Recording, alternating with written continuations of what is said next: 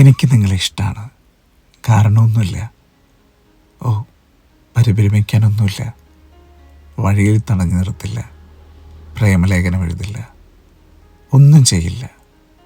ഒരു ബന്ധവും സങ്കല്പിക്കാതെ വെറുതെ എനിക്ക് നിങ്ങളെ ഇഷ്ടമാണ്. ഈ വരികൾ ഒരിക്കലെങ്കിലും കേൾക്കുകയോ വായിക്കുകയോ ചെയ്യാത്ത മലയാളികളുണ്ടാകുമോ? ഇതിലും ഭംഗിയായി എങ്ങനെയാണ് ഉപാധികളില്ലാത്ത പ്രണയത്തെ വരച്ചു വയ്ക്കുക? മരണം പിറവി പോലെ തന്നെ ജീവിതത്തിലൊരു പ്രധാന ചടങ്ങാണ്, ആഘോഷമാണ്. സ്വർഗം തുറക്കുന്ന സമയം. ലളിതമായ ഭാഷയിലുള്ള എഴുത്താണെങ്കിലും ആഴത്തിലുള്ള വിഷയങ്ങളും ആശയങ്ങളുമാണ് അദ്ദേഹത്തിൻ്റെ എഴുത്തിൻ്റെ ഇതിവൃത്തം.